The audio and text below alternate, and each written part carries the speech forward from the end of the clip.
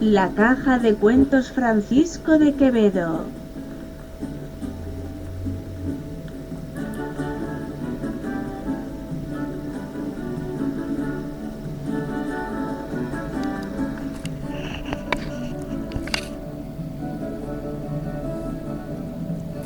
Hola, hola, buenas lunas, buenas noches. Esta es la caja de cuentos, transmitiendo para el Quinto Poder, en lo que todavía es un viernes 14 de noviembre del 2014. Posiblemente habrán adivinado, vamos a hablar de Don Francisco de Quevedo, que nació en Madrid un 14 de septiembre de 1580. Septiembre,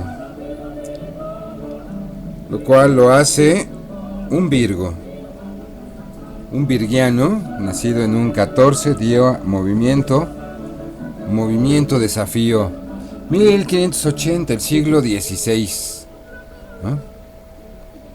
Ya se conocía entonces, 1492, ya se conocía lo que denominaron la América, de alguna manera. Y nació en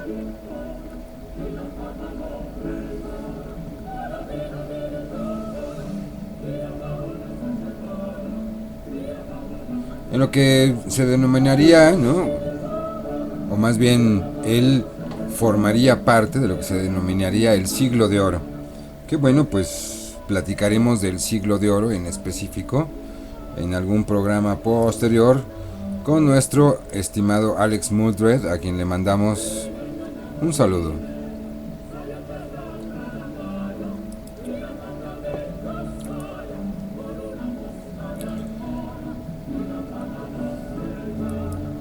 Y bueno, pues invariablemente, y pues un poco cayendo en el cliché, una disculpa, pero pues yo pienso que para evocar rápidamente al personaje de esta noche, de este videoprograma, lo más conveniente es leer el siguiente soneto, el cual pues posiblemente habrán escuchado por ahí. Su nombre es Amor constante más allá de la muerte. Y dice así: cerrar podrá mis ojos la postrera sombra que me llevare el blanco día, y podrá desatar esta alma mía ahora a su afán ansioso lisonjera. Mas no de esotra parte en la ribera, dejar a la memoria en donde ardía, nadar sabe mi llama la agua fría, y perder el respeto a ley severa. Alma, a quien todo un dios prisión ha sido, venas que humor a tanto fuego han dado, médulas que han gloriosamente ardido. Su cuerpo dejarán, no su cuidado, serán ceniza, mas tendrán sentido. Polvo serán, mas polvo enamorado.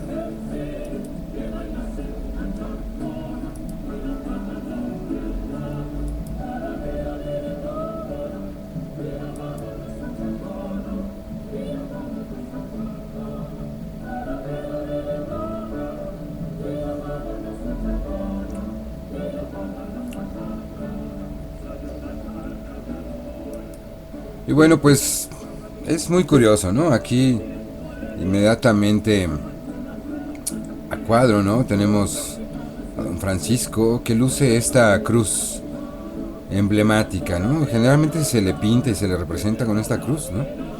La cruz de la Orden de Santiago, ¿no? Que era una orden religiosa y militar. No nos sorprende, ¿no?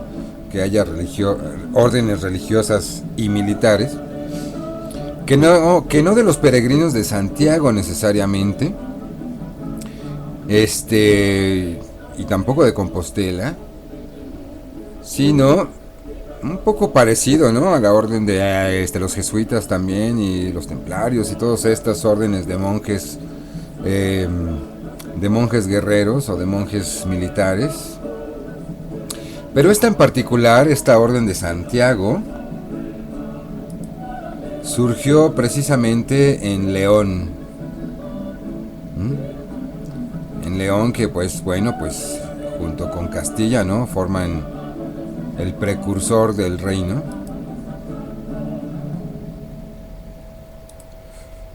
Déjame ver, tengo por aquí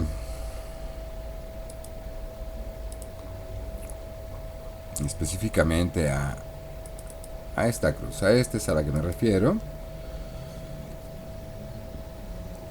Y bueno, pues debe su nombre a un santo patrón nacional de España, Santiago el Mayor, ¿no? Y pues curiosamente su objetivo era proteger a los citados peregrinos del Camino de Santiago y hacer retroceder a los musulmanes de la península ibérica. O sea, francamente es una orden, obviamente, a favor de la expansión de los reinos, de la expulsión de los moros, algo que muy posiblemente lamentaron, así como la expulsión de los sefarditas. Y bueno, pues con todo, ¿no? Se las arreglaron para tener un siglo de oro español.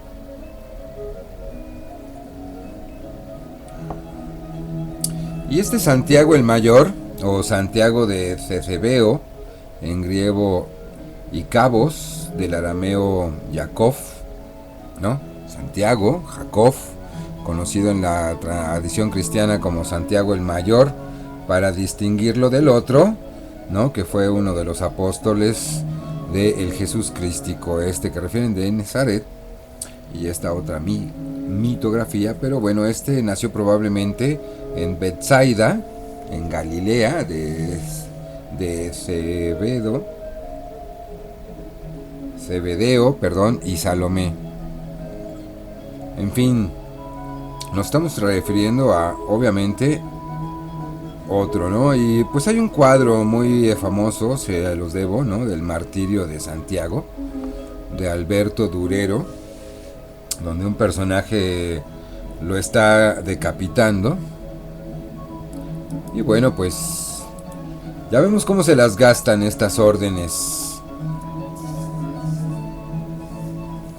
Así que tras la muerte del gran maestre Alonso de Cárdenas, ahí al final del siglo XV, los reyes católicos incorporaron esta orden a la corona de España, y el Papa Adriano VI unió para siempre el maestrazgo de Santiago a la corona. La Primera República, curiosamente, suprimió la orden en 1873. Y bueno, pues obviamente se restableció.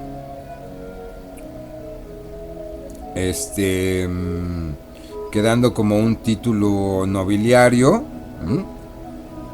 Se elevó a aristócrata de carácter honorífico, regido por el Consejo Superior dependiente del Ministerio de la Guerra. Joder. Y bueno, pues que a su vez quedó extinto tras la proclamación de Salve la Segunda República, ¿no? Así que bueno, pues sabemos que la Orden de Santiago, junto con las de Calatrava, Alcántara y Montesa, fueron restauradas como una asociación civil en el reinado de Juan Carlos I, el que estuvo con Franco y después con el PSOE. Y en fin, pues ahora veremos con qué nos sale el que está. Pero bueno, no nos desviemos.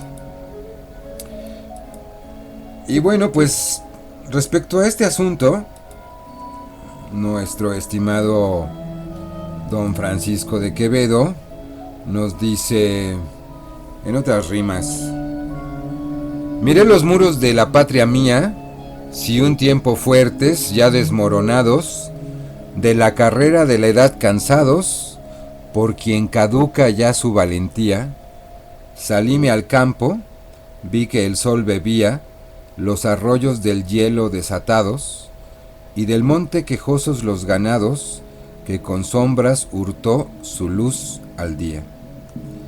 Entré a mi casa, vi que amancillada de anciana habitación era despojos, mi báculo más corvo y menos fuerte.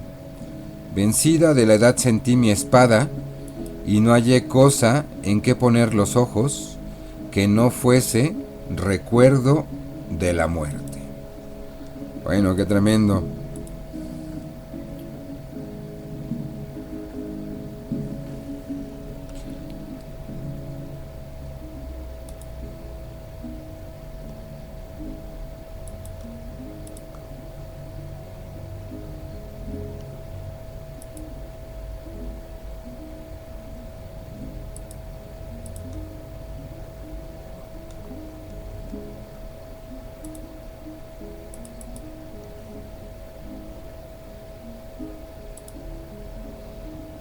Vamos a retirar la cruz de Santiago.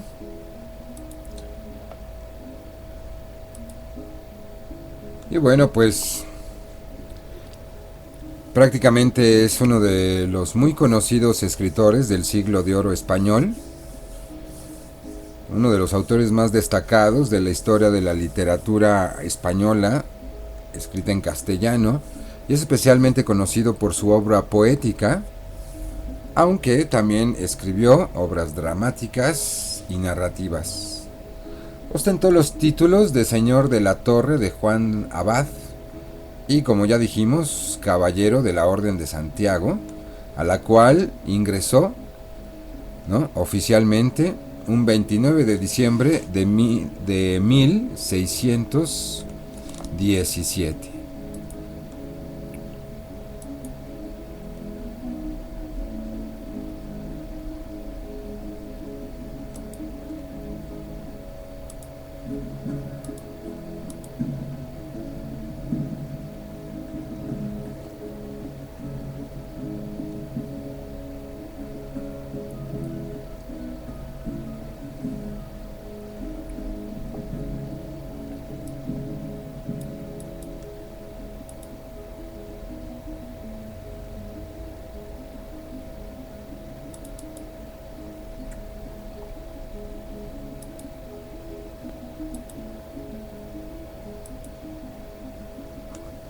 Ya traía esta cuestión, ¿no? Pues heredero de la hidalguía.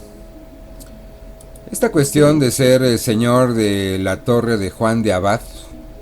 La Torre de Juan de Abad es un municipio de España situado en la provincia de Ciudad Real, que ahora sería la comunidad autónoma de Castilla-La Mancha.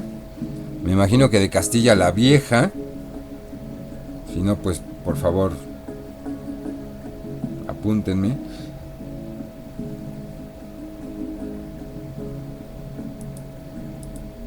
Y bueno, pues de familia de hidalgos provenientes de la aldea de Bejorís, Santiurde de Toranzo, en la cornisa cantábrica. Muy importante, ¿no?, en esa época haber sido bautizado en la parroquia de San Ginés, un 26 de septiembre, 26, el día del prodigio, apenas unos cuantos días después, 12 días después, que curioso, de 1580. Su infancia transcurrió en la villa y corte, rodeado de la nobleza y de potentados, ¿no?, codeándose con la aristocracia, ya que sus padres trabajaban en la corte y desempeñaban altos cargos en palacio. Así que, ¿qué no habrá visto? ¿Qué no habrá visto Francisco? ¿Qué no habrá visto Paco ahí en la corte? Su madre, María de Santibáñez, era una dama de la reina, y su padre, Pedro Gómez de Quevedo, era el secretario de la hermana del rey Felipe II, o sea, María de Austria. Huérfano de padre, a los 6 años le nombraron por tutor a un pariente lejano, Agustín de Villanueva, lo cual no habrá sido nada fácil para Paco, para Francisco. Y bueno, en 1591 falleció su hermano Pedro. Así que pasó al Colegio Imperial de la Compañía de Jesús. Ya decíamos que algo tenían que ver los jesuitas aquí, con todos los personajes de cierta época, ¿no? Los que no están directamente vinculados con la escolástica, pues están por fuera vinculados con algún colegio de jesuitas. Es impresionante. En lo que hoy se le conoce como el Instituto San Isidro de Madrid, y estudió teología incluso en Alcalá, sin llegar a ordenarse. Me imagino que este recinto en Alcalá pues ha de ser un seminario. Y bueno, pues también estudió lenguas antiguas y modernas respecto a la época. Y durante una estancia en la corte de Valladolid fue que circularon los primeros poemas de Quevedo, ¿no? Que curiosamente emulaban, algunos dicen que emulaban, para otros dicen que satirizaban o parodiaban a los de don Luis Góngora, ¿no? Que también veremos en esta serie de programas dedicados al siglo de oro español. Pero bueno, pues como el que avienta la mano como el que avienta la piedra y esconde la mano, estos primeros poemas estaban firmados por un seudónimo, el cual se leía como Miguel de Musa, ¿o no? ¿No? También podría firmarse de otra manera, pero generalmente Miguel de Musa. Y bueno, pues el poeta cordobés detectó con rapidez, ¿no? Luis de Góngora se dio cuenta que este joven estaba minando su reputación y ganaba fama a su costa, de forma que decidió atacarlo con una serie de poemas. Hay un asunto sabroso de guerra de poetas, ¿no? Lo cual pues muy posiblemente sea la forma pues digamos que letrada del popular romance, ¿no? Y de lo que conocemos en buena parte de México y tal vez de Latinoamérica como corridos, ¿no? Y decirse uno al otro, ¿no? Soltarse una rima al otro, pues bueno, ¿no? Tan antiguo como esto que estamos refiriendo. Y sí, exacto, Cácaro, como el de la gota fría, ¿no? Que también tenían esta enemistad terrible. En fin, Quevedo le contestó, ¿no? Y este fue el comienzo de una rivalidad que no terminó hasta la muerte del cisne cordobés, el Luis de Góngora, quien dejó en estos versos constancia de la deuda que Quevedo le tenía contraída.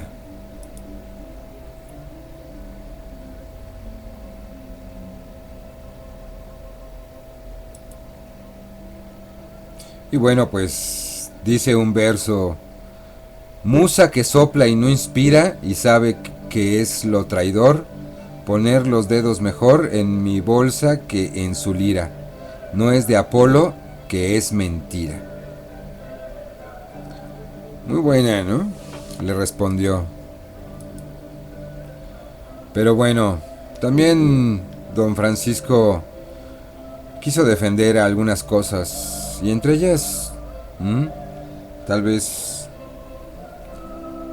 con una inspiración que no entendemos claramente a comprender del todo, se erigió por defender el amor.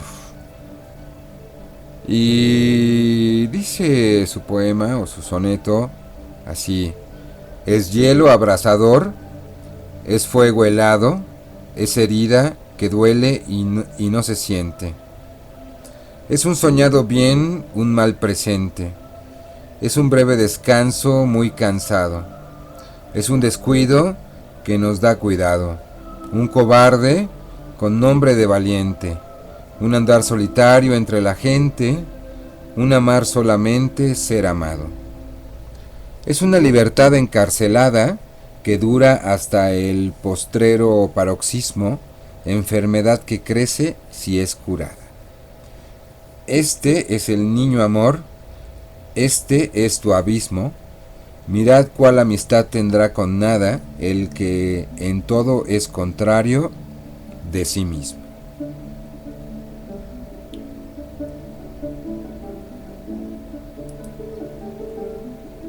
Tenemos espectadores, saludos.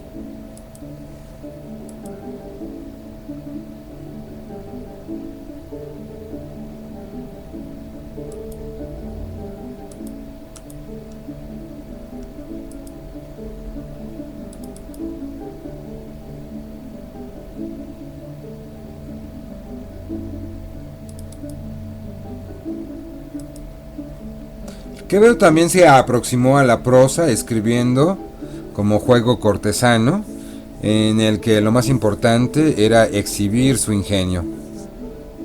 Hay una primera versión manuscrita de una novela picaresca, La vida del buscón, y un cierto número de cortos opúsculos, de pequeñas obras burlescas, que le ganaron alguna celebridad entre los demás estudiantes, y de los que habría de renegar, como suele suceder a su edad madura, y que pues él señalaba o calificaba como travesuras de juventud. En fin, igualmente por estas fechas sostiene un muy erudito intercambio epistolar con el humanista Justo Lipsio. Y bueno, pues parte de los temas que tocaron era de deplorar las guerras que estremecían a Europa. Según puede verse en este epistolario reunido por Luis Astrana Marín.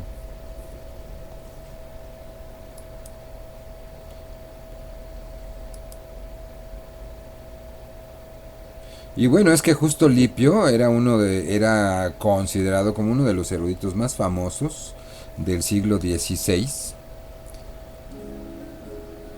¿no? Del que se ha podido decir que con Joseph Justus Scaliger e Isaac Casabó formaron una especie de triunvirato literario, ¿no? En la cultura flamenca o en la cuestión humanista flamenca, ¿no? También como Francisco, pues había estudiado con jesuitas, pero él con los jesuitas de Colonia. Entonces tal vez, ¿no?, se establezca alguna especie de paralelismo.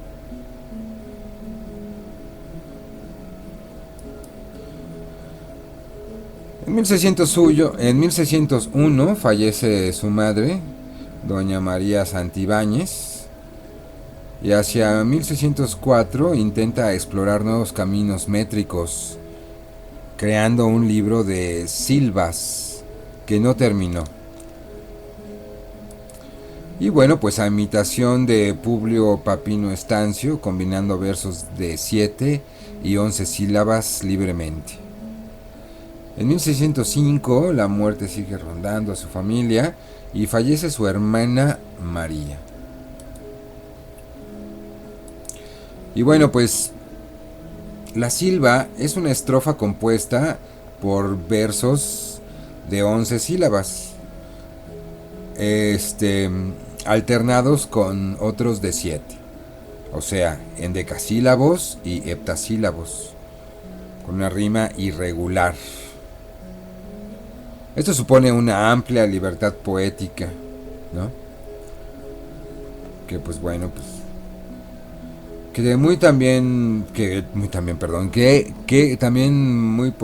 pues posteriormente pues sí, no lo vamos a ver pues en los barrocos como Góngora, como Rioja, ¿no?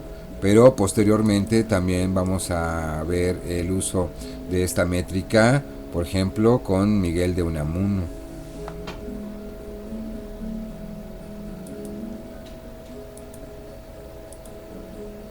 Y bueno, como ejemplos muestra aflora la brevedad de la hermosura, para no malograrla. La mocedad del año, la ambiciosa vergüenza del jardín, el encarnado oloroso rubí, tiro abreviado, también del año presunción hermosa.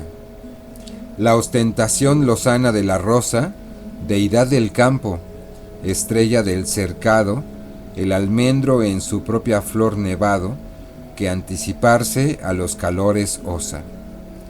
Represiones son, oh flora, mudas de la hermosura y la soberbia humana, que a las leyes de flor está sujeta. Tu edad se pasará mientras lo dudas, de ayer te habrás de arrepentir mañana, y tarde, y con dolor, serás discreta. Quevedo. Me viene a la mente la avenida Miguel Ángel de Quevedo, pero bueno, estamos hablando de otro Quevedo total y absolutamente diferente, mi estimado Cácaro. Ese Quevedo fue arquitecto y urbanista. Y también me acuerdo mucho de el maestro Quevedo, que tocaba el piano cuando yo era un niño. Iba a mi casa para acompañar las clases. Qué paciente que era ese maestro Quevedo. Donde quiera que está, yo me acuerdo. Con simpatía. Era más paciente que a mi mamá. Mi mamá no era tan paciente para darme la clase del piano. Pero bueno, olvidémonos de este asunto anecdótico, de este lapsus anecdótico, y leamos otro soneto, donde compara el discurso de su amor con el de un arroyo. Torcido, desigual, blando y sonoro, te resbala secreto entre las flores, hurtando la corriente a los calores, cano en la espuma y rubio como el oro.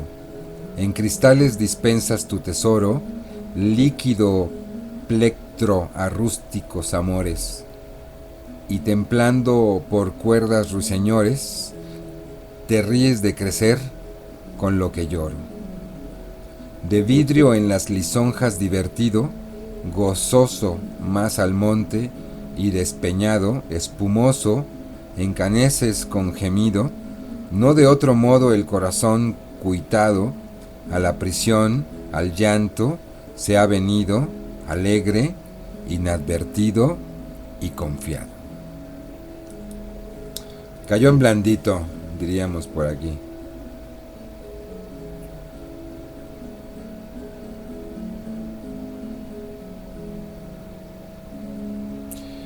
Y bueno, pues de regreso en la corte de Madrid, Quevedo llega a ella por ahí de 1606 y permanece hasta 1611 totalmente entregado a las letras. Es en este momento cuando escribe 4 de sus sueños y una variedad de breves sátiras en prosas. Estas obras son de gran erudición bíblica, como su comentario Lágrimas de Jeremías Castellanas, que es una defensa de los estudios humanísticos en España, la España defendida, y una obra política, El discurso de las privanzas, así como lírica amorosa y satírica. Se gana la amistad de Félix Lope de Vega, que también pues ya abordaremos, ¿no? En algún momento, con todo y que pues Quevedo tiende hacia lo trascendente, ¿no? A lo que permanece más allá, ¿no? Y sin embargo, pues sería totalmente contrario de alguna forma, ¿no? Ya que el otro decía, como por ejemplo, y lo que es temporal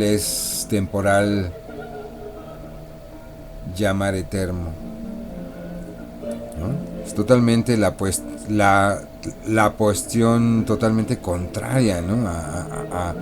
A como por ejemplo, polvo será más polvo enamorado, ¿no? Aquí siempre hay una continuidad, ¿no?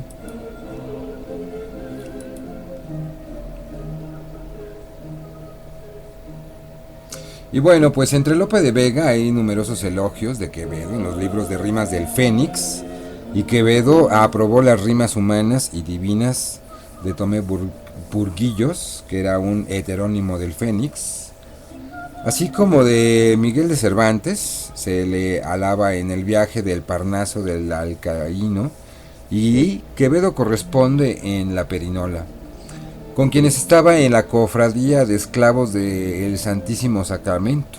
Madre Santa.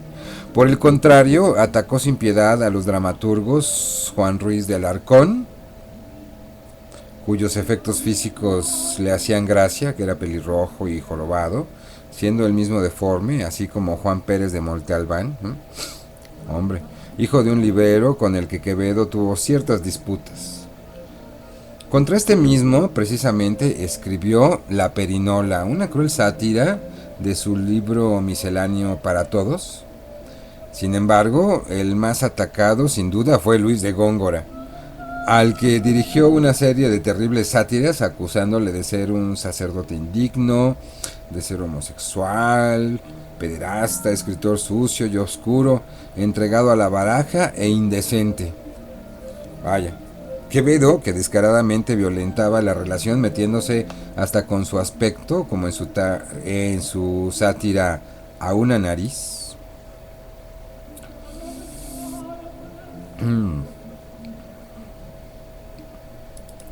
Por aquí tenía lo de la nariz. Ahí está dándole a la nariz. En el que se ensaña con el apéndice nasal de Góngora, pues en la época se creía que el rasgo físico más adecuado de los judíos era ser narigudos. En fin, siempre sale esta cuestión a relucir. Pero bueno, en su descaro, cabe decir que Góngora le correspondió casi con la misma violencia. Por entonces se estrecha una gran amistad con el gran Pedro Telles Girón, el gran duque de Osuna, al que acompañará como secretario a Italia en 1613, desempeñando diversas comisiones para el que le llevaron a Niza, Venecia y finalmente de regreso a Madrid, donde se integrará en el entorno la mesuelil del duque de Lerma, siempre con el propósito de conseguir en su amigo el duque de Osuna el nombramiento de virrey de Nápoles, lo que al fin logrará en 1616. Y bueno, pues así se las gastaba don Francisco, donde enseña cómo todas las cosas avisan de la muerte, y dice: miré los muros de la patria mía, si un tiempo fuertes, ya desmoronados, de la carrera de la edad cansados, por quien caduca ya su valentía. Y lo reiteramos, ¿no? Salíme al campo, vi que el sol bebía los arroyos del hielo desatados, y del monte quejosos los ganados, que con sombras hurtó la luz del día. Entré en mi casa, vi que amancillada de anciana habitación eran despojos, mi báculo más corvo y menos fuerte, vencida de la edad sentí mi espada, y no hallé cosa en que poner los ojos que no fuese recuerdo de la muerte.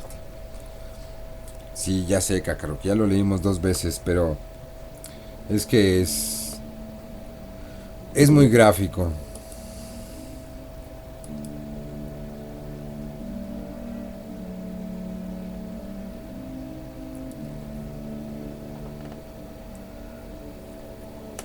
Y bueno, vuelto a Italia de nuevo con el duque, este le encargó dirigir y organizar la hacienda del virreinato, desempeñando otras misiones, algunas relacionadas con el espionaje de la República de Venecia, aunque no directamente como se ha creído hasta hace poco, y obtiene en recompensa el hábito de Santiago,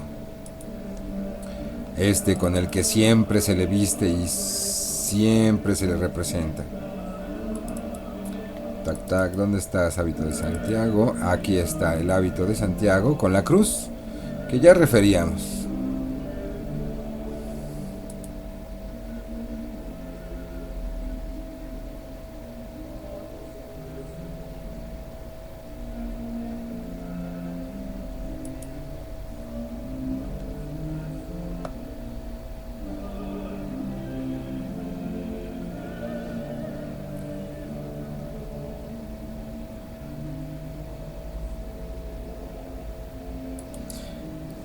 Caído el gran Osuna, Quevedo es arrastrado también como uno de sus hombres de confianza y se le destierra en 1620 a la torre de Juan Abad, justamente ahí donde le habían dado su título primero, en la ciudad real, cuyo señorío había comprado su madre con todos sus ahorros para él antes de fallecer. ¿Qué tal? Los vecinos del lugar, sin embargo, no reconocieron esa compra y Quevedo metería un pleito interminable con el consejo. Si bien el pleito solo se resolverá a su favor tras su muerte, en la persona de su heredero y sobrino Pedro de Aldrete. Vaya, nadie sabe para quién trabaja. Llegado allí, a los lomos de su jaca, en Escoto, Escoto me recordó como a escuto, ¿no? Como a los escoceses. Escoto, pues posiblemente venga de la misma voz. Llamado así por lo sutil que era, como cuenta en su romance, y aislado ya de las tormentas intrigas cortesanas, a solas con su conciencia, escribirá Quevedo algunas de sus mejores poesías, como son el soneto Retirado a la paz en estos desiertos, o Son las torres de Joray, y hallará consuelo a sus ambiciones cortesanas y su desgarrón afectivo en la doctrina estoica de Séneca, cuyas obras estudia y comenta, convirtiéndose en uno de los principales exponentes del neoestoicismo español. Curioso, ¿no? Por un lado, pues, la escolástica y todo esto, ¿no? De la orden, posiblemente, y por otro lado, pues, este neoestoicismo, ¿no? Séneca había sido, pues, un personaje, ¿no? Muy importante, un personaje latino. ¿Tendría también este neoestoicismo los mismos tintes morales de la estoica de Sena?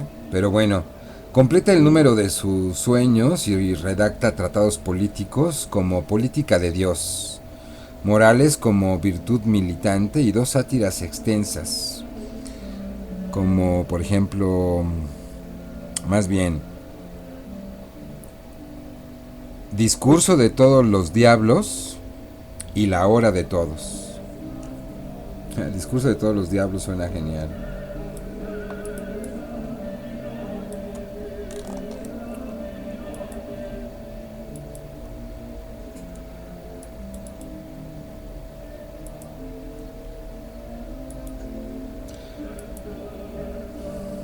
Y bueno, pues tomó parte muy activa en la controversia sobre el patronato de España con dos obras: Memorial por el Patronato de Santiago y Su Espada por Santiago en 1628.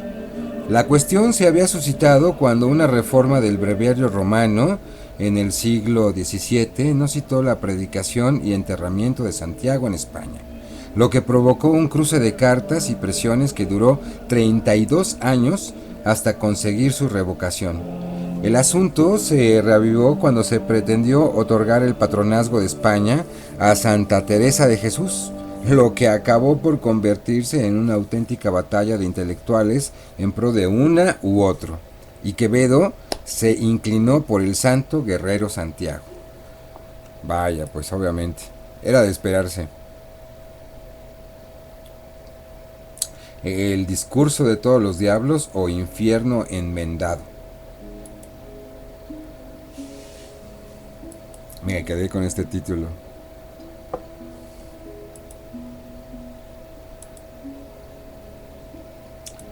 Nuestro siguiente soneto, con ejemplos, muestra, aflora la brevedad de la hermosura para no malograrla.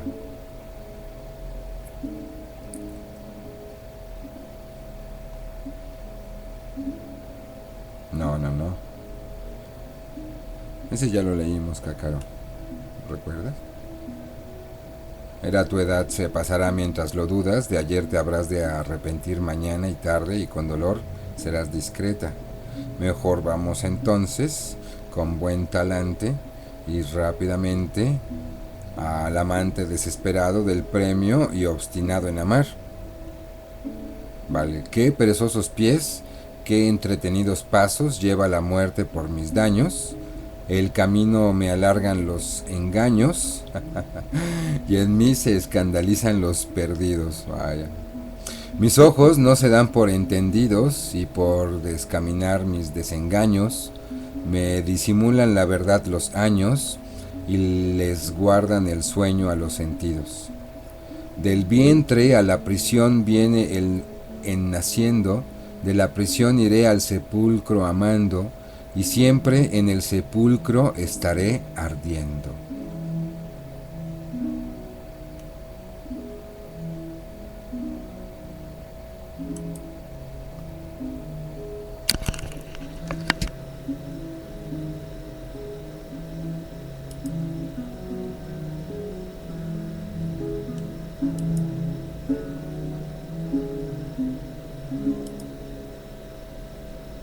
La caja de cuentos Francisco de Quevedo.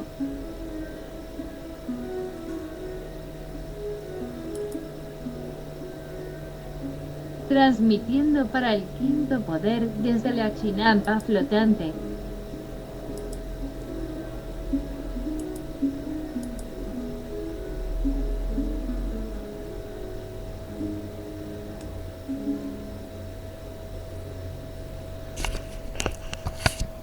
Exhorta a los que amaren que no sigan los pasos por donde ha hecho su viaje. Cargando voy de mí, veo delante muerte que me amenaza la jornada. Ir porfiando por la senda errara, más de necio será que de constante.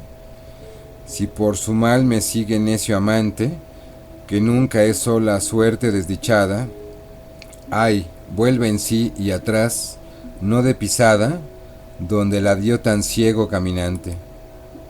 Ved cuán errado mi camino ha sido, cuán solo y triste y cuán desordenado, que nunca ansí le anduvo pie perdido. Pues, ¿cómo no desandar lo caminado, viendo delante y cerca a fin temido, con pasos que otros huyen, le he buscado?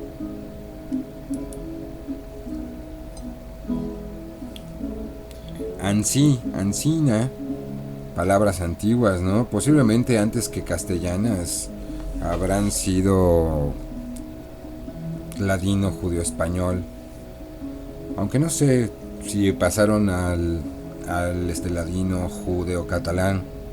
Tendría que investigar.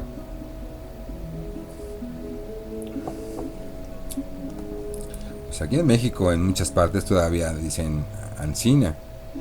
Y muchos otros piensan que es incorrecto. En fin, simplemente que es más antiguo.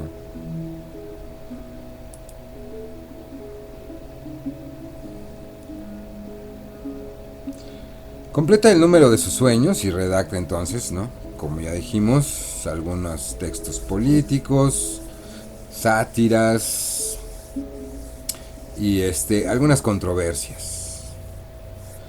La entronización de Felipe IV supuso para Quevedo el levantamiento de su castigo.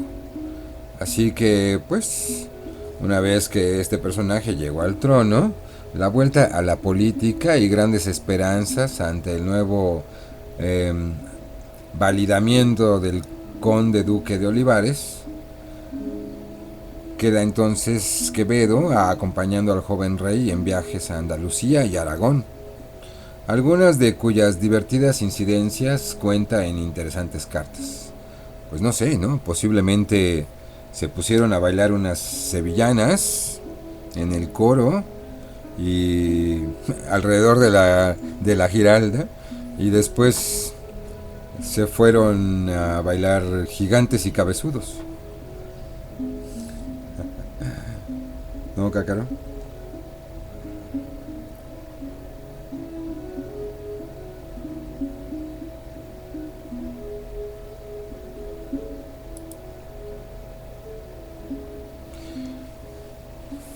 Por entonces se denuncian sus obras a la Inquisición, ya que los libreros habrán impreso sin su permiso muchas de sus piezas satíricas que corrían manuscritas, haciéndose ricos a su costa. ¿Bien? Ya desde entonces Quevedo quiso asustarlos y espantarlos de esa manera y preparar el camino a una edición definitiva de sus obras que nunca llegó a aparecer, por lo menos en vida. Por otro lado, lleva una vida privada algo desordenada, de solterón, era un fumón, fumaba mucho, le gustaba mucho ir de chuloputas, frecuentaba las tabernas. Góngora le achaca ser un borracho consumado. Es que los borrachos son insoportables, como Bukowski. Y en un poema satírico se le llama Don Francisco de Quevedo. Y frecuenta los lupanares, pese a que vive amancebado con una tal Ledesma. O sea que un poco le gustaba ir de chuloputas, ¿no? Como al supuesto Miguel de Cervantes Saavedra, ¿no? Incluso hay quien dicen que él mismo era el dueño del congal. Pero bueno, ya hablaremos de eso un día que pasemos por aquel lugar del cual no quiero acordarme. Y hablemos del Manco de Levanto. Pero bueno, regresando a Don Francisco de Quevedo.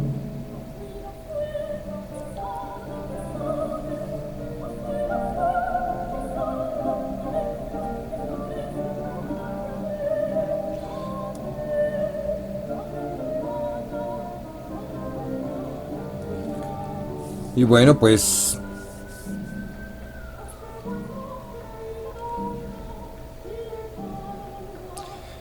sin embargo, ¿no? Pese a toda esta mala fama, es nombrado incluso secretario del monarca en 1632, lo que supuso la cumbre en su carrera cortesana.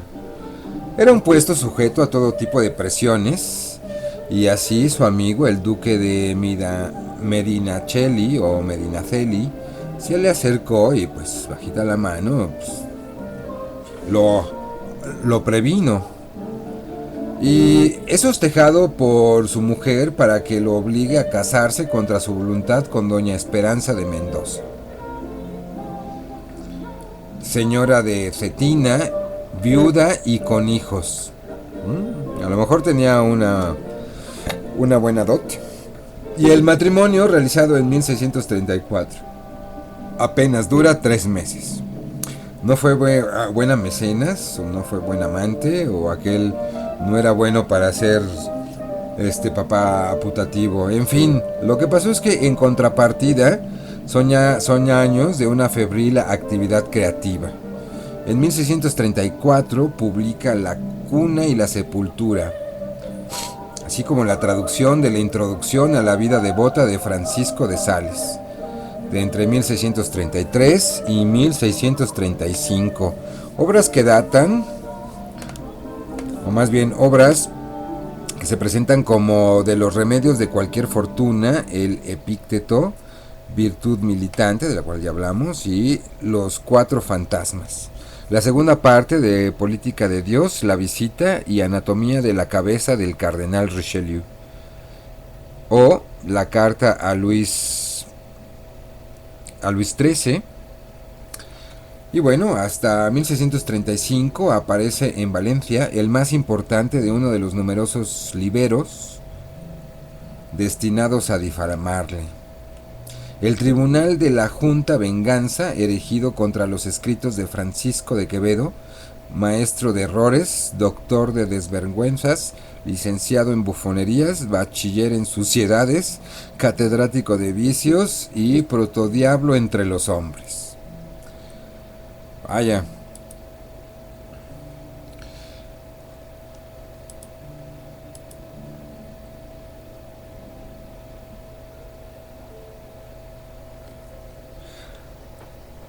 Mientras tanto, amante que hace lección para aprender a amar de maestros irracionales. Y dice: músico llanto en lágrimas sonoras, llora monte doblado en cueva fría, y destilando líquida armonía, hace las peñas cítaras canoras. Ameno y escondido a todas horas, en mucha sombra alberga poco día, no admite su silencio compañía, solo a ti, solitario, cuando lloras. Son tu nombre, color y voz doliente, sueñas más que de pájaro, de amante, puedes aprender dolor de ti un ausente, estudia en tu lamento y tu semblante, gemidos este monte y esta frente, y tienes mi dolor por estudiante.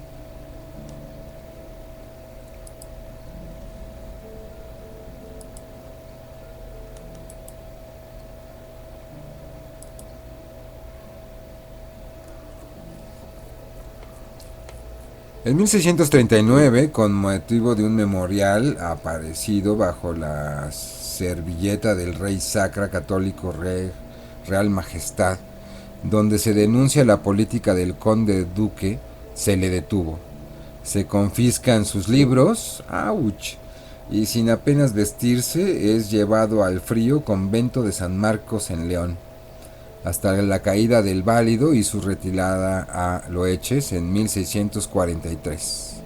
En el monasterio Quevedo se dedica a la lectura, como cuenta en la carta moral e instructiva escrita a su amigo Adán de la Parra, pintándole por horas su prisión y la vida que en ella hacía.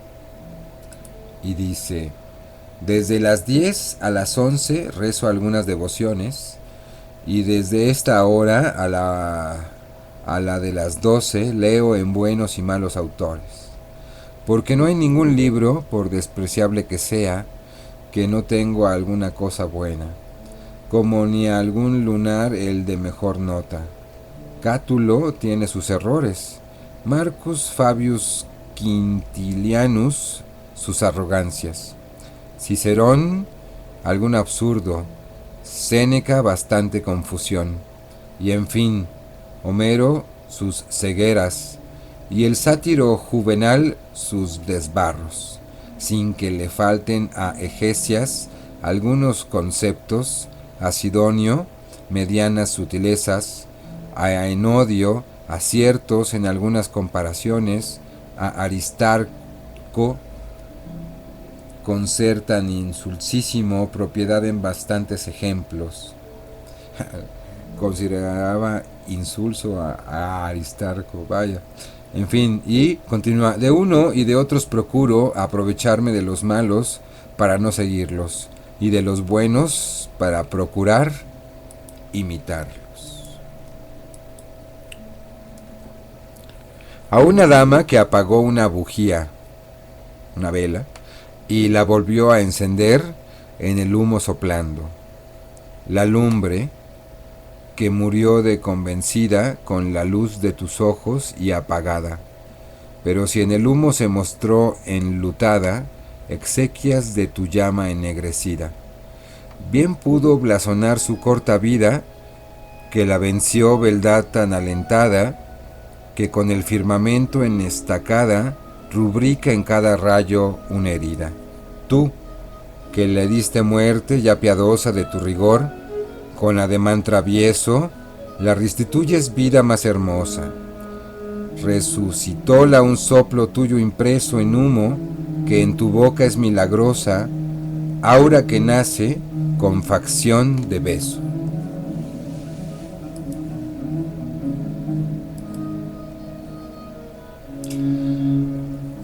Quevedo había salido ya del encierro en 1643, muy enfermo, con achaques. Había renunciado a la corte para retirarse definitivamente en la torre de Juan de Abad. Ese en sus cercanías, y tras escribir en su última carta que hay cosas que solo son un nombre y una figura, fallece en el convento de los padres dominicos de Villanueva de los Infantes, el 8 de septiembre de 1645. Se cuenta que su tumba fue profanada días después por un caballero que deseaba tener las espuelas de oro con que había sido enterrado, y que dicho caballero murió al poco en justo castigo por tal atrevimiento. En 2009 sus restos fueron identificados en la cripta de Santo Tomás de la iglesia de San Andrés Apóstol de la misma ciudad. Sus obras fueron muy mal recogidas y editadas por el humanista José Antonio González de Sala, quien no tiene empacho en retocar los textos. Así como sacaría Sitchin, ¿no? En 1648, el Parnaso español, monte en 2 cumbres dividido con las 9 musas, pero es la edición más fiable. Peor, refieren, es la edición del sobrino de Quevedo y destinatario de su herencia, Pedro Aldrete, en 1670. Las 3 musas últimas castellanas en el siglo XX, por José Manuel Blecua, quien las ha editado con cierto rigor. En 1663 se imprimió la primera biografía de Francisco de Quevedo, la de Pablo Antonio de Tarsia, abundante en anécdotas. Posteriormente vendrán la de Aureliano Fernández Guerra en el siglo XIX, donde se le pinta como un hombre de Estado, y la de Gerald Poe en 1998, en este siglo XX, que apenas pasó.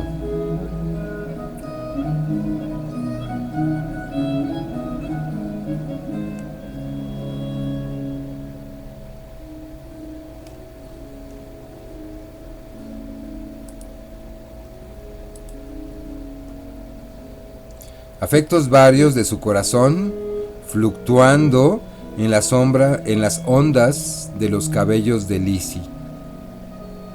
En crespa tempestad del oro undoso, nada golfos de luz ardiente y pura, mi corazón, sediento de hermosura, si el cabello deslazas generoso. Leandro en mar de fuego proceloso, su amor ostenta, su vivir apura.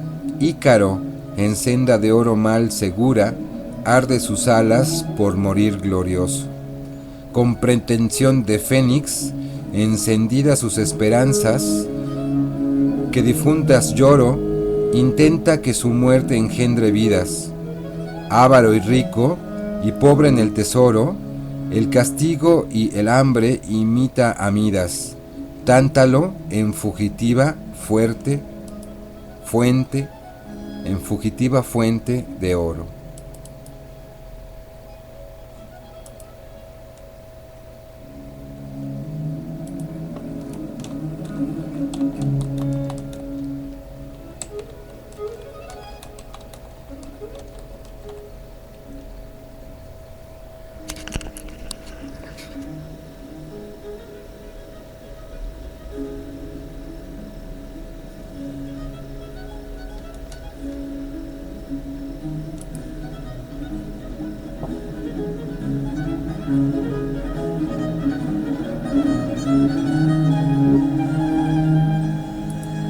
Transmitiendo para el quinto poder desde la chinampa flotante. La caja de cuentos Francisco de Quevedo.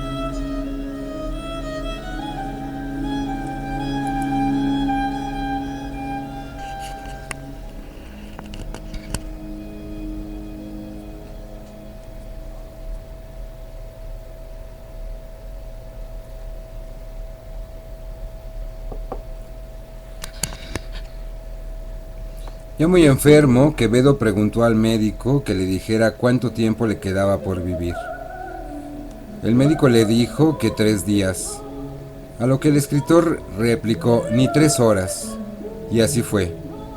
Dictó sus últimas disposiciones y no pudo dejar de ser quien era cuando a la propuesta de un amigo de que dejara dinero para pagar los músicos que habían de acompañar su entierro, soltó: la música páguela quien la oyere.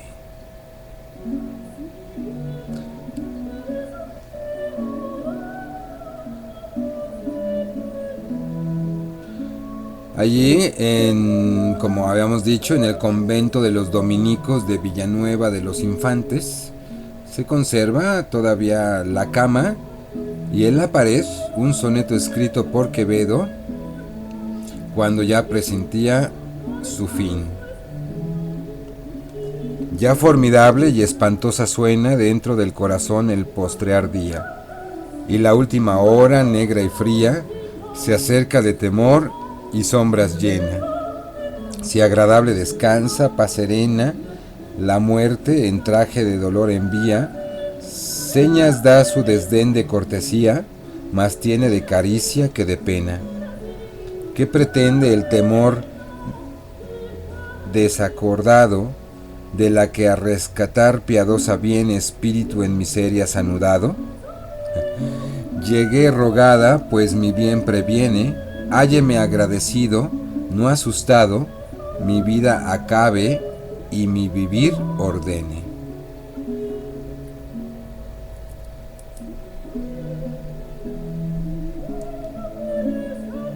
A imitación de Séneca, Quevedo también escribió un Morirás, que es realmente esplendoroso, brillante.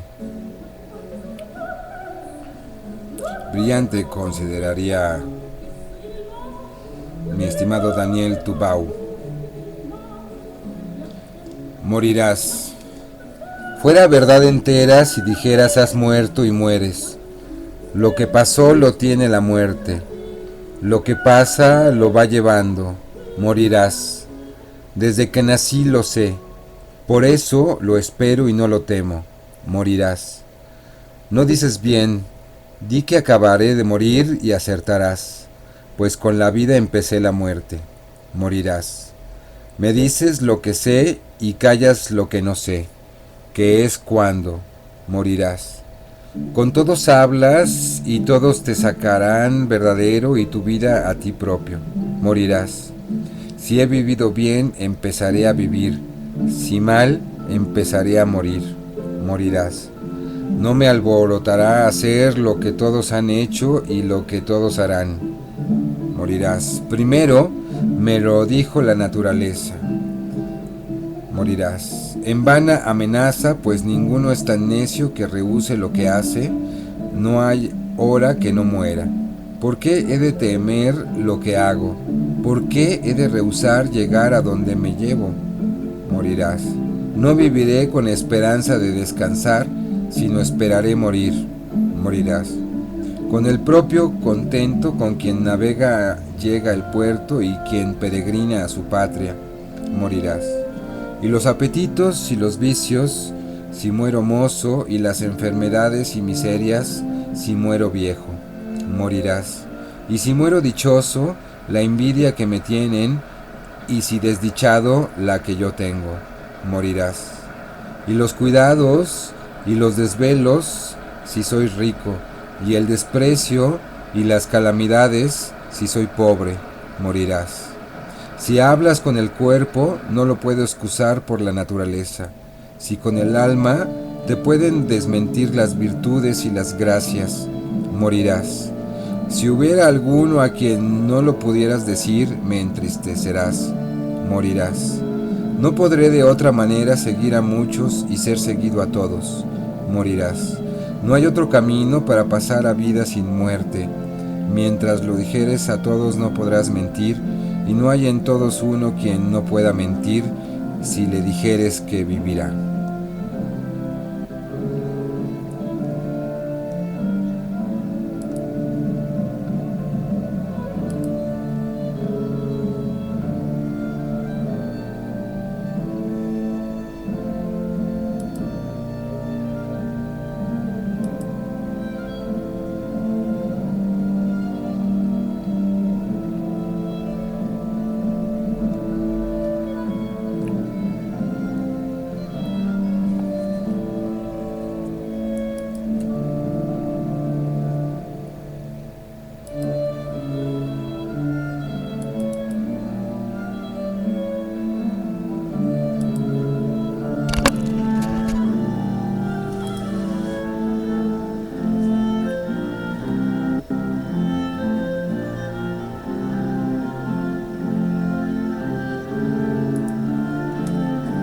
Transmitiendo para el quinto poder desde la chinampa flotante.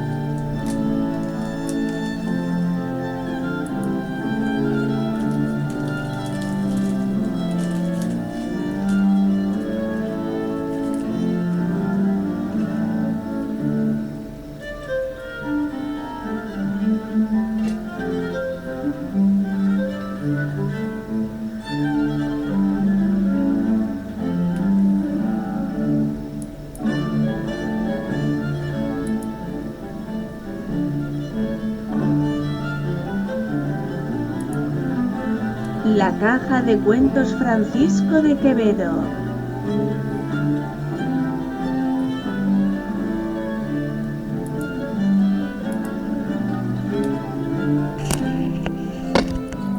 A Aminta, que teniendo un clavel en la boca, por mordérsele, se mordió los labios y salió la sangre. Bastábale al clavel verse vencido del labio en que se vio, cuando esforzado con su propia vergüenza lo encarnado, a tu rubí se vio más parecido. Sin que en tu boca hermosa dividido fuese de blancas perlas granizado, pues tu enojo con el equivocado el labio por clavel dejó mordido. Si no cuidado de la sangre fuese, para que a presumir de tiría grana, de tu púrpura líquida aprendiese. Sangre vertió tu boca soberana, porque roja victoria amaneciese, llanto al clavel y risa a la mañana.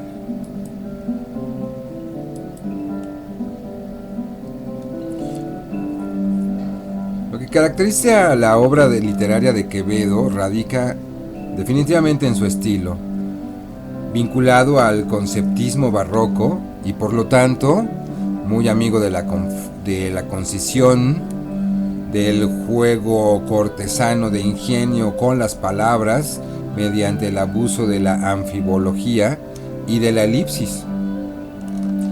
Amante de la retórica, ensayó a varias un estilo oratorio lleno de simetrías, antítesis e isocola, que lució más que nunca en su vida de Marco Bruto.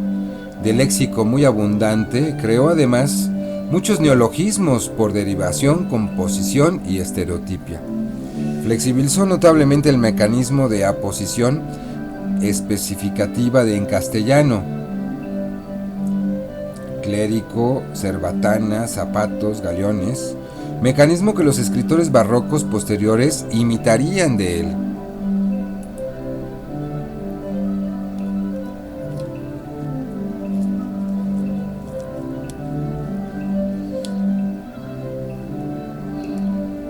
¿No? Maestro de la disemia, maestro de la polisemia, daba lugar a importantes errores de interpretación, ¿no? Si desconoces pues el contexto del enunciado. Anfibológico. Anfi de ambos, ¿no? Bológico de volver, lanzar tal vez. Y bueno, pues es un recurso para sofisticar, ¿no? De tal manera que una anfibología es el empleo de frases, rimas o palabras que, bueno, pues pueden tener más de una interpretación. En tanto, esto pues muy probablemente nos suene muy moderno.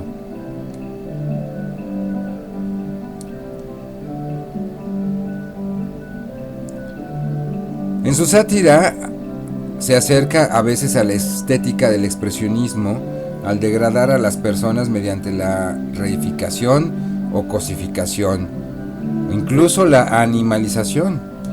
Se ha señalado además como un rasgo característico de su verso la esticomitia, esto es, la tendencia a transformar cada verso en una sentencia de sentido completo,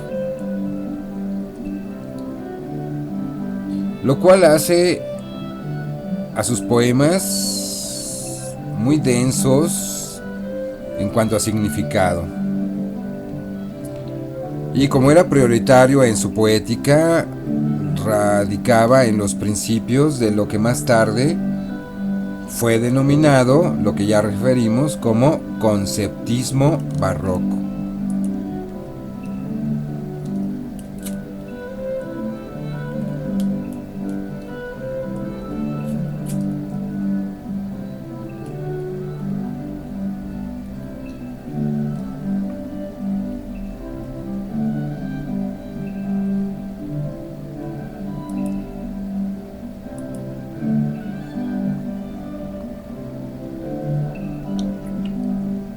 Amor que, sin detenerse en el afecto sensitivo, pasa al intelectual. Mándome, ay Fabio, que la amase Flora y que no la quisiese, y mi cuidado, obediente y confuso y mancillado, sin desearla, su belleza adora. Lo que el humano afecto siente y llora, goza el entendimiento amartelado del espíritu eterno, encarcelado en el claustro mortal que le atesora. Amar es conocer virtud ardiente, querer es voluntad interesada, grosera y descortés caducamente. Gracias. El cuerpo es tierra y lo será, y fue nada.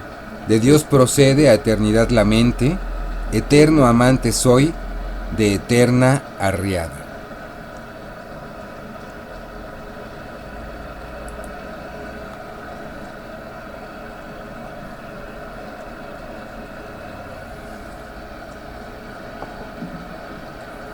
Ya que el conceptismo era una corriente literaria que se basaba en la asociación ingeniosa entre palabras e ideas.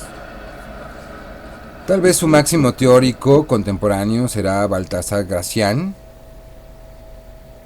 y en su agudeza y arte de ingenio define el conceptismo o el concepto como un acto del entendimiento que expresa la correspondencia que se halla entre los objetos.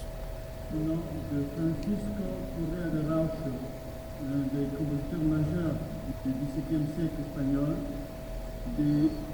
Al igual que el culteranismo o el gongorismo, que ya veremos en el videoprograma del Siglo de Oro, el conceptismo, la línea de toda la estética manierista y barroca, propone como valor estético la dificultad del lenguaje literario, que busca singularizarse y refinarse cortesanamente frente a la llaneza de la lengua del Renacimiento, sentida como vulgarizante.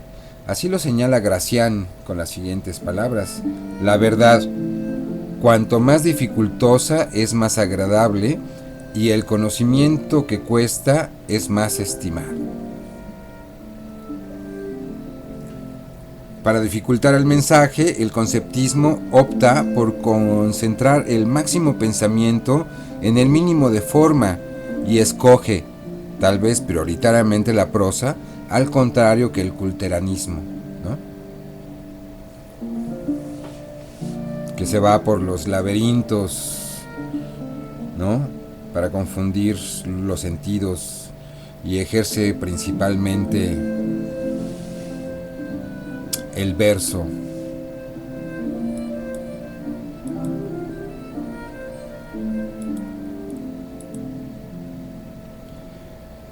En vano busca la tranquilidad en el amor. A fugitivas sombras doy abrazos, en los sueños se cansa el alma mía, paso luchando a solas noche y día, con un trasgo que traigo entre mis brazos. Cuando le quiero más ceñir con lazos, y viendo mi sudor se me desvía, vuelvo con nueva fuerza a mi porfía, y temas con amor me hacen pedazos. Voyme a vengar en una imagen vana que no se aparta de los ojos míos, burlarme, y de burlarme corre ufana. Empiézola a seguir, faltanme bríos, y como de alcanzarla tengo gana, hago correr tras ella el llanto en ríos.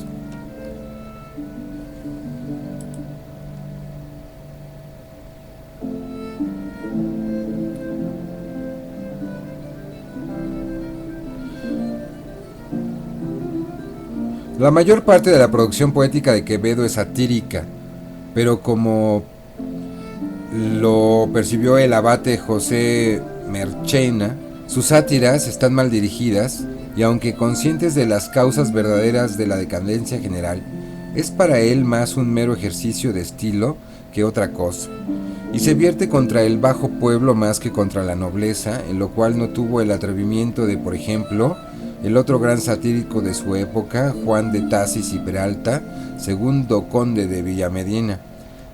Cultivó también una fina lírica cortesana, realizando un cancionero petrarquista en temas, estilos y tópicos, prácticamente perfecto en técnica y fondo, en torno a la figura de Lisi, ¿no?, que ya leímos, que no hay que identificar como se ha querido con ninguna dama concreta, sino con un arquetipo quinta esencia de mujer. Destacan sobre todo sus sonetos metafísicos y sus salmos, donde se expone su más íntimo desconsuelo existencial. La visión que da su filosofía es profundamente pesimista y de rasgos preexistencialistas. ¿Cómo? Fantasma, el proto-Schopenhauer, el proto-Sartre. Se me hace muy atrevido hacer esa alegoría, pero bueno, puede ser.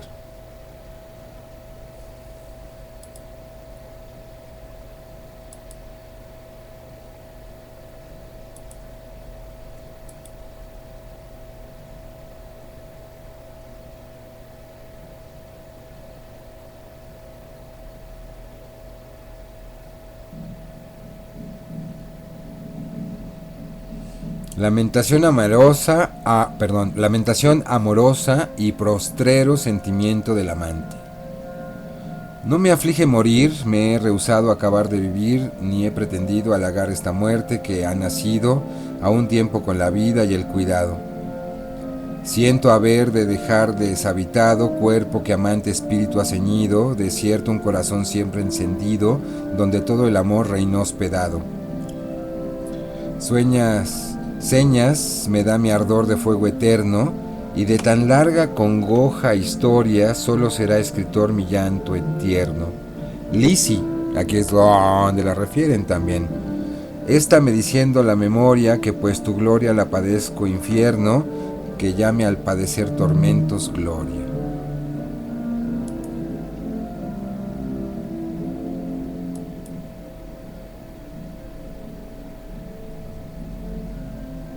El cauce preferido para la abundante vena satírica de que hace gala es sobre todo el romance, pero también la letrilla. Poderoso caballero es don Dinero. ¿Les suena? ¿Se les hace conocido? Aquí, en mi medio, lo oigo repetidamente. Y bueno, pues la letrilla, ¿no?, vehículo de una crítica social a la que no se le esconden los motivos más profundos de la decadencia de España, y también el soneto. Abominó de la estética del culteranismo, cuyo principal exponente era Góngora. Fue violentamente atacado por Quevedo en sátiras personales contra la pedantería y obscuridad que le imputaba. Se propuso también editar las obras de los poetas renacentistas Francisco de la Torre y Fray Luis de León. La poesía amorosa de Quevedo, considerada la más importante del siglo XVII, es la producción más paradójica del autor, misántropo y misógino. Fue, sin embargo, el gran cantor del amor y de la mujer. La eterna paradoja. Escribió numerosos poemas amorosos, se conservan, refieren, más de 200, dedicados a varios nombres de mujer: Flora, Lisi, Aminta, Dora, Jacinta, Filis. Consideró el amor como un ideal inalcanzable, una lucha de contrarios, una paradoja dolorida y dolorosa, en donde el placer queda descartado. Su obra cumbre en este género es, sin duda, su amor constante más allá de la muerte, que fue con el que iniciamos este videoprograma. Como han señalado los estudiosos del antisemitismo en España, Quevedo fue un feroz antijudío y su judeofobia, no sé si referirlo específicamente como sefarditofobia, pero me imagino, quedó reflejada en todo tipo de escritos, incluyendo sus poemas satíricos, que fue en los años de su lucha contra Olivares cuando escribe sus dos textos antisemitas más importantes, execración contra los judíos y la isla de los monopantos. Este último no fue impreso hasta 1650 y se encuentra dentro de otro libro llamado La fortuna con Ceso y la hora de todos.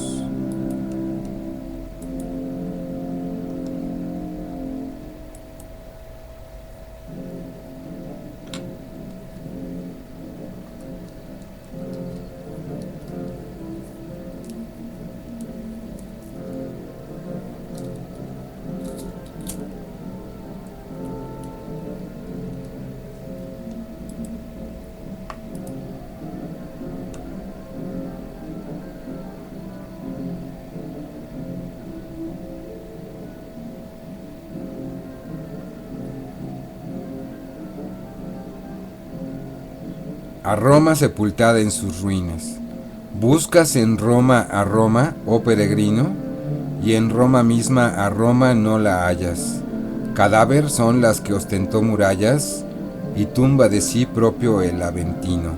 Yace, donde reinaba el Palatino, y limadas del tiempo las medallas, mas se muestran destrozo a las batallas de las edades que blasón latino. Solo el Tíber quedó, cuya corriente, si ciudad la regó, ya sepultura la llora con funesto son doliente. Oh Roma, en tu grandeza, en tu hermosura huyó lo que era firme, y solamente lo fugitivo permanece y dura. Y bueno, pues como ya han hecho sonar por ahí algún grupillo pues insípido, ¿no? Si leemos Roma al revés, pues dice amor. Roma con su mito de Rómulo y Remo, como siempre dos, ¿no?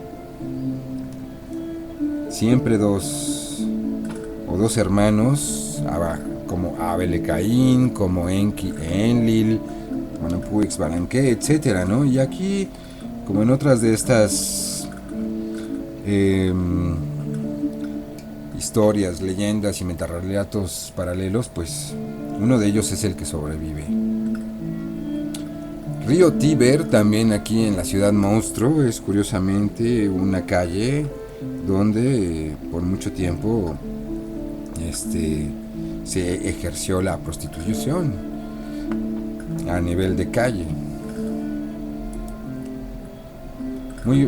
Muy curiosas son también las sátiras y las ironías del tiempo y del destino.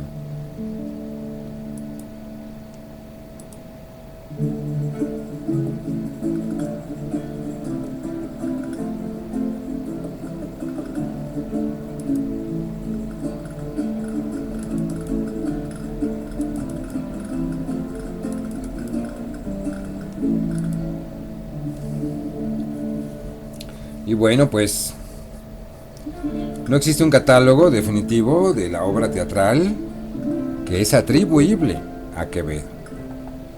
Y no solamente por la dificultad de reconocer si es el autor, sino por las dificultades de considerar algunos textos como realmente textos teatrales. Pero bueno, se le considera a la comedia como he de ser privado y a diversos entremeses como La vieja Muñatones, Los enfadosos, La venta, Bárbara, Diego Moreno, La destreza, La polilla de Madrid, El marido fantasma, El caballero de Tenaza, El Marion, El niño hiperalbillo de Madrid, Los refranes del viejo celoso y La ropavejera, como textos teatrales. Me hubiera encantado a ver si alguna otra ocasión convocamos a los otros integrantes de la caja de cuentos y pues montamos un entremés. Pero bueno, además se toman también en consideraciones diversos fragmentos de comedias perdidas, alguna loa y 10 bailes.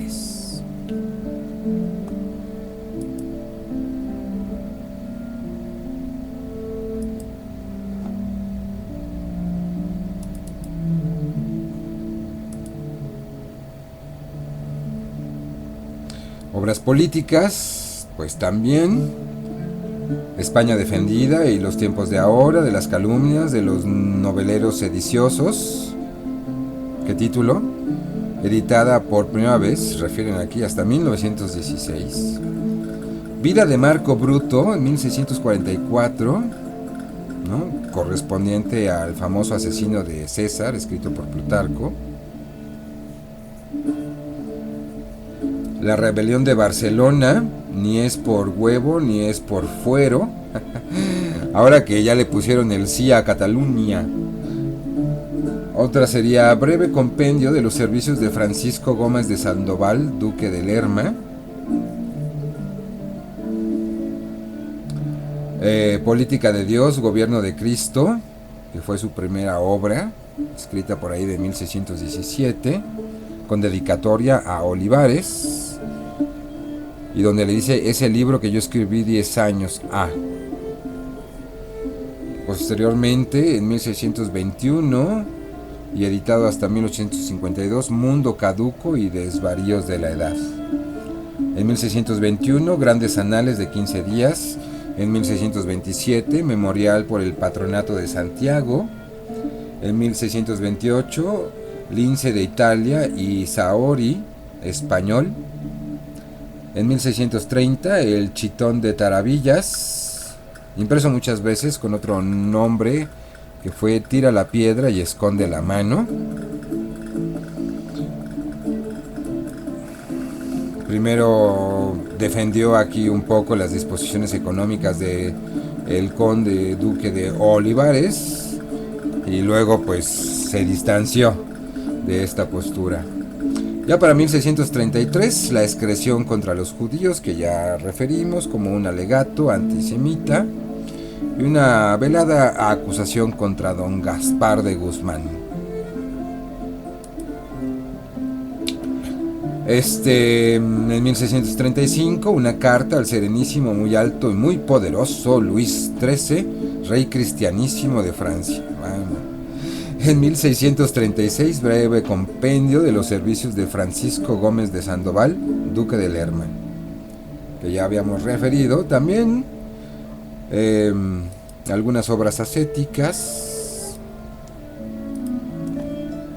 Vida de Santo Tomás de Villanueva, Providencia de Dios. Esta primera en 1620, la vida del Santo Tomás de Villanueva, Providencia de Dios, en 1641, donde hace un ejercicio muy interesante, porque es un tratado contra los ateos, pues intenta unificar el estoicismo con el cristianismo. Después, hasta 1644, pues aparece Vida de San Pablo, y en 1713, La constancia y paciencia del Santo Job. Pobrecito, ¿no? Al que traían ahí en una esquizofrenia. Obras filosóficas, Doctrina moral del conocimiento propio y Desengaño de las cosas ajenas. Publicada en Zaragoza, 1630.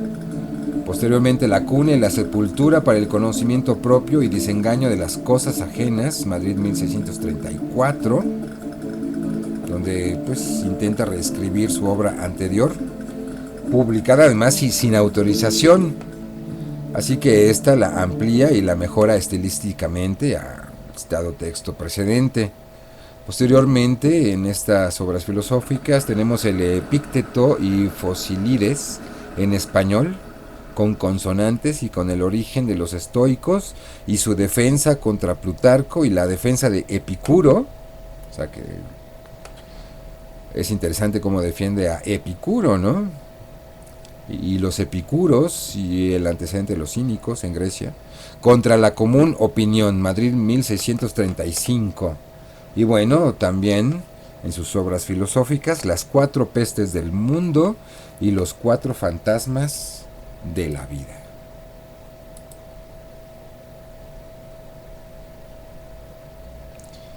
Y dice sobre Séneca: vuelve a Nerón la riqueza que le había dado, ¿no? Recordemos que Séneca en algún momento fue el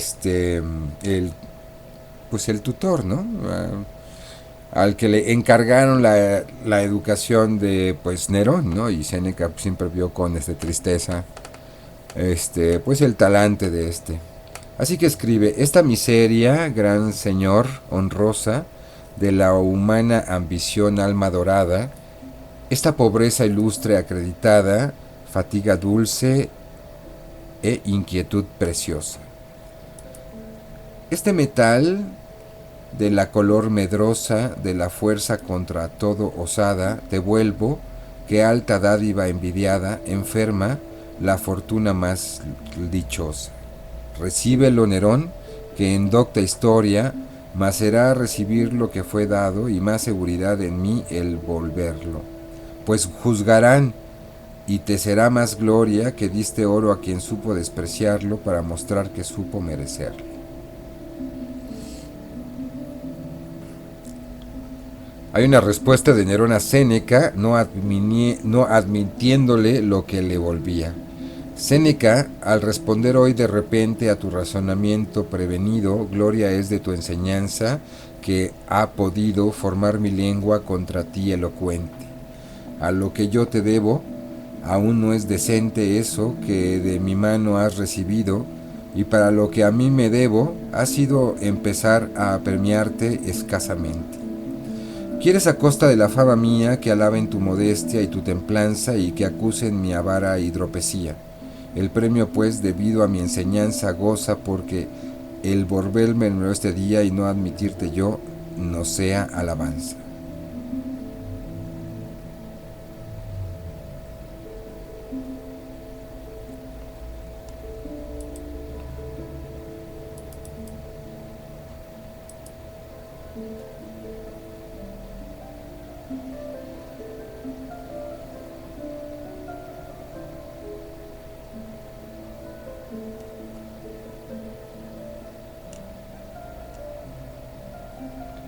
Enseña a morir antes y que la mayor parte de la muerte es la vida y ésta no se siente, y la menor, que es el último suspiro, es que da pena.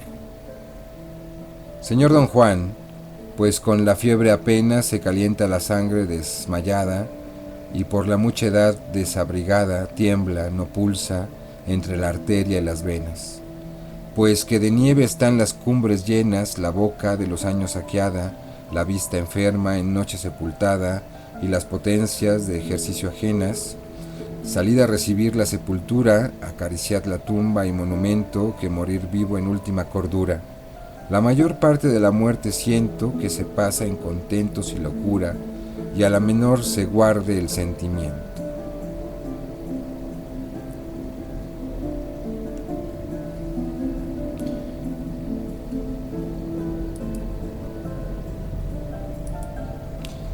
Significase la propia brevedad de la vida sin pensar y compadecer salteada de la muerte. Fue sueño ayer, mañana será tierra, poco antes nada y poco después humo, y destino, ambiciones y presumo apenas punto al cerco que me cierra. Breve combate de importuna guerra, en mi defensa soy peligro sumo, y mientras con mis armas me consumo, manos me hospeda el cuerpo que me entierra. Ya no es ayer, mañana no ha llegado, hoy pasa y es y fue, con movimiento que a la muerte me lleva despeñado. Asadas con la honra y el momento que, a jornal de mi pena y mi cuidado, cavan en mi vivir mi monumento.